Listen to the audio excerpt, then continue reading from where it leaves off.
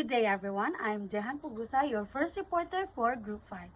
And our topic would be all about planning for retirement and preserving your estate. So quick overview about planning for retirement. So in planning for retirement, it's about making sure na individuals can have enough na money to live well pag nag-stop na silang trabaho.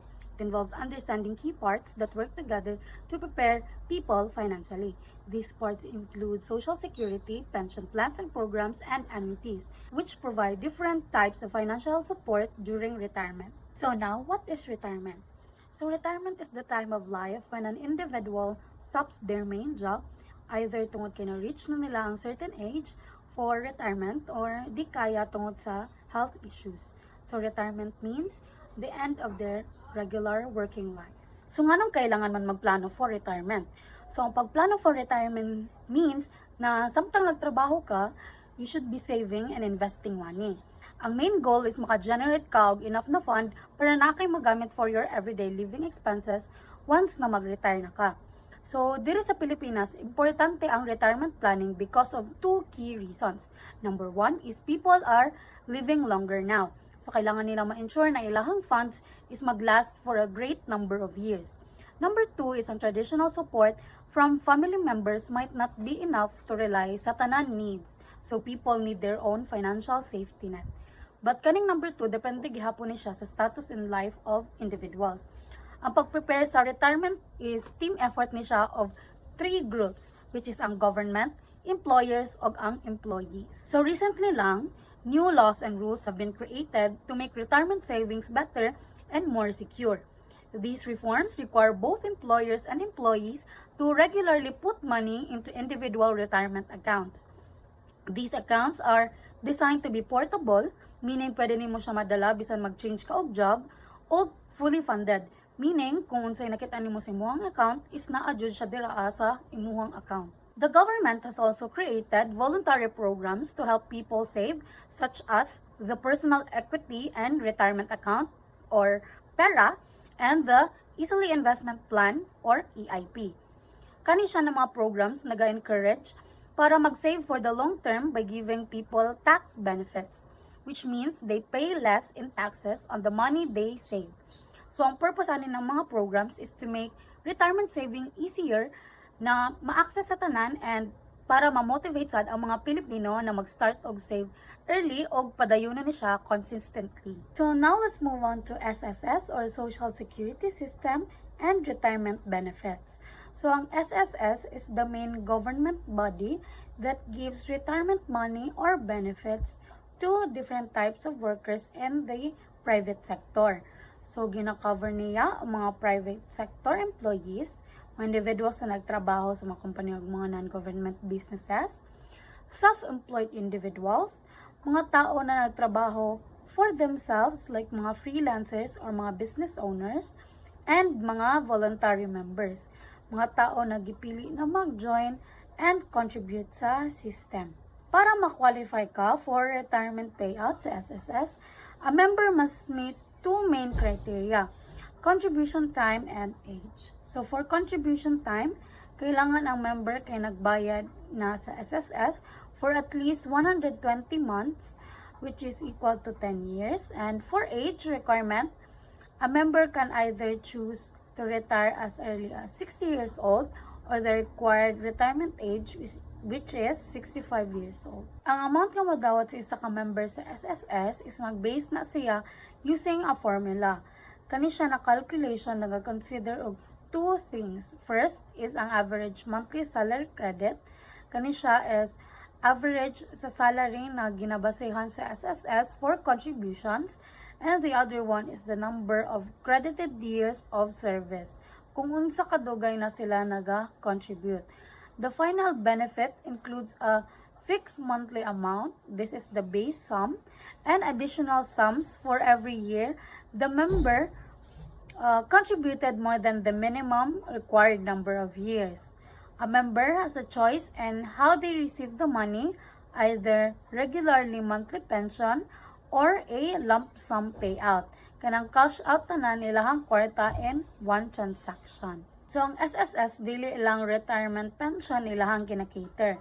Nag-offer sad sila og support para matabangan ang ilahang members og mga pamilya sa ilahang members in difficult times. This support are disability pension, so money para sa mga members na dili na makatrabaho tungod nagka-disability, death benefits, one-time payment or pension given kung ang isa ka member is namatay, and lastly, survivors benefits. So money siya ang money na ginahatag para sa pamilya na nabiyaan sa ilahang members. Pension plan and retirement program. Example of this pension plan, it is a government pension or GSIS.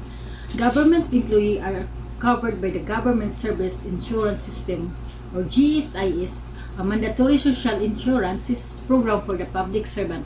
GSIS collect and contributes from both employee and the government employer.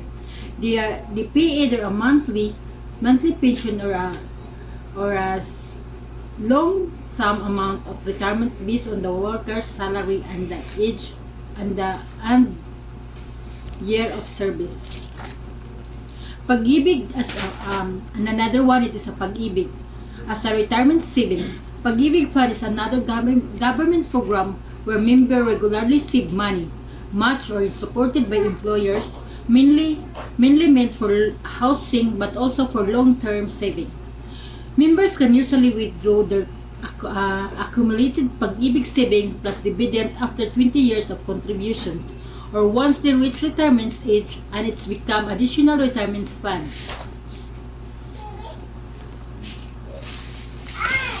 And in the private pension plan, aside from the government system like GSIS and Pag-ibig, bank, insurance companies, and pre-need firms sell private pension or retirement fund that work like long-term saving as investment. This is optional and designed an extra income in old age by offering customized a company retirement program. Many businesses now created their own integrated retirement program that combine a company pension plan. The goal of this integrated program is to help employees understand their options so they can build more secure and well-planned retirement income. Thank you. Annuities and retirement planning. Annuities are insurance products designed to provide a guaranteed income stream for retirees, and ilang gina-reduce ang risk of outliving one's savings. Ang outliving one's saving means you live longer than your retirement money lasts, and cause na sa mo is buhatnan kag kwarta while buhi pa ka, and an individual bayad og lump sum for buong halaga to an insurance, then the company provides fixed or variable income to a set period of time. Different types of annuities include immediate annuities and deferred annuities. Immediate annuities start paying income right away or maghulugan dayon sa insurance for the future, and deferred annuities is begin payment at a future retirement date, or sugod sa bayad in the future date na common ginatawag na delayed annuities. Then sa taxation is ang payment are partially tax free kung tax free, so is kung maghulog ka sa insurance wala siya tax, and magka-tax lang siya kung i-pay out na. Then benefits is using annuities help provide steady cash flow and financial security using retirement. Additional consideration for retirement planning in the Philippines focusing on healthcare and inflation.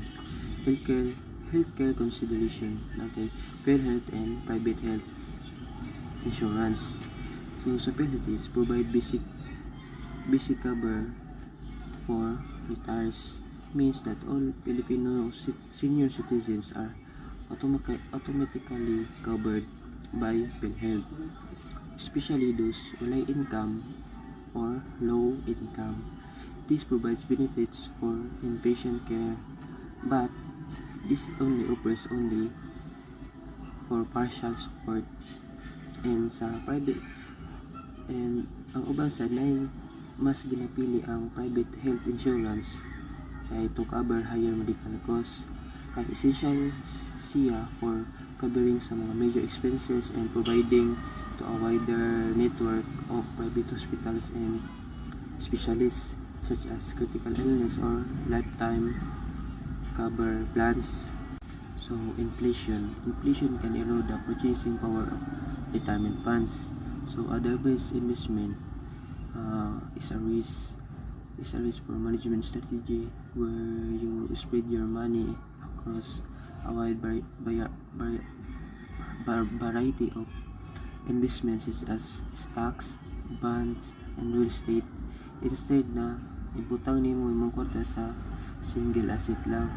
And ang goal is to reduce overall risk, and gina-develop ang withdrawal strategy and maintaining an emergency fund are also essential to ensure funds last throughout retirement and unexpected expenses are covered. Good day, my name is Emily Rosomania and I am going to discuss preserving your estate.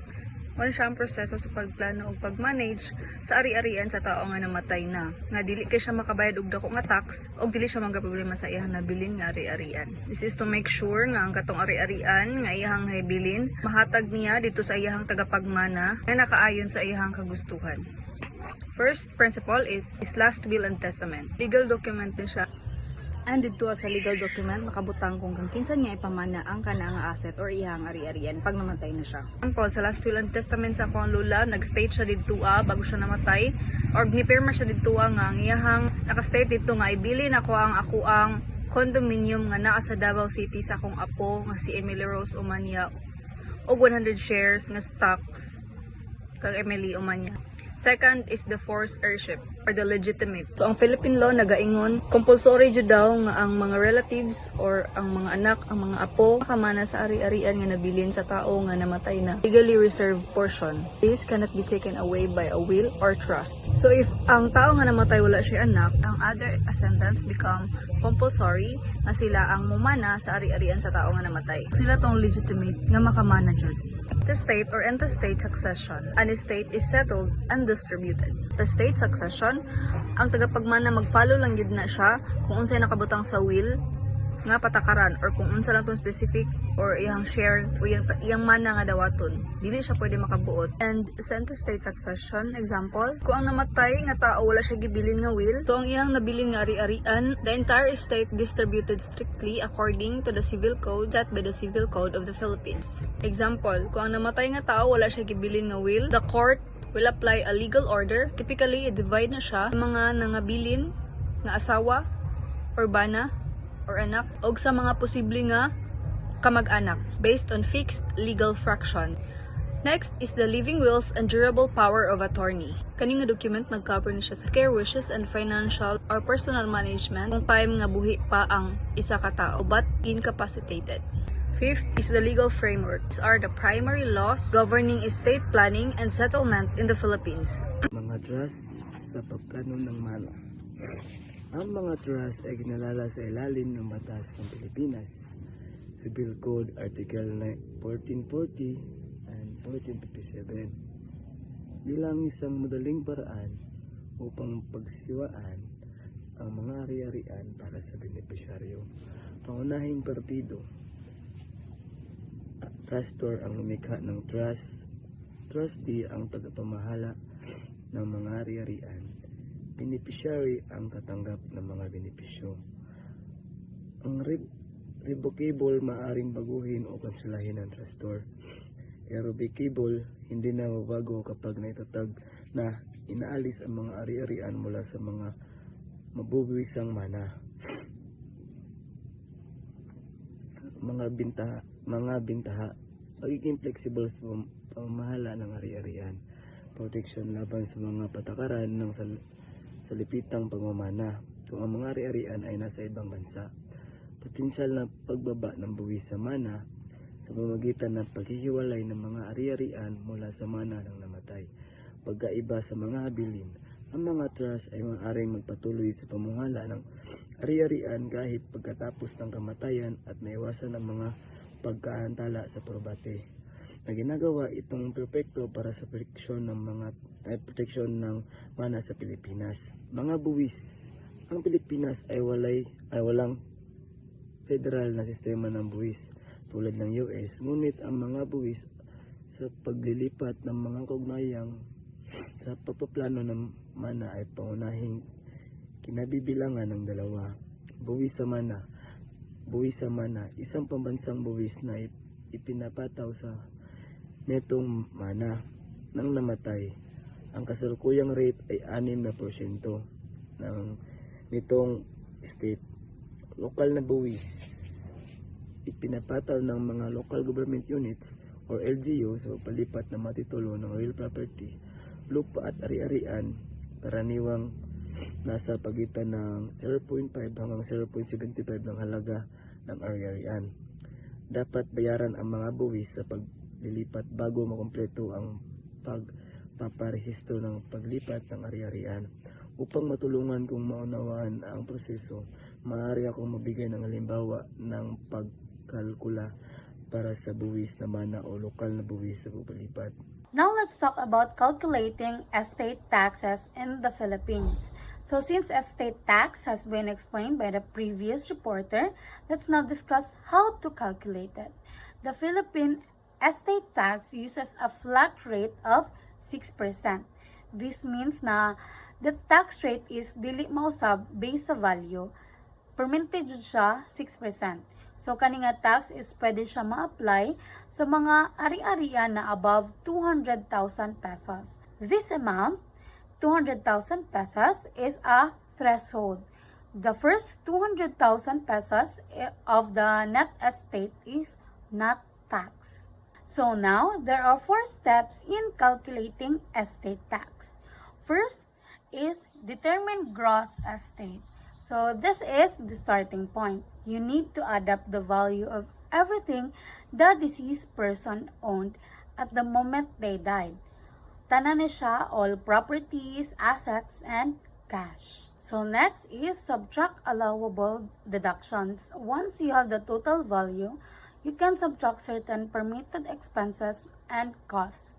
So these items reduce the amount of the estate that will be taxed.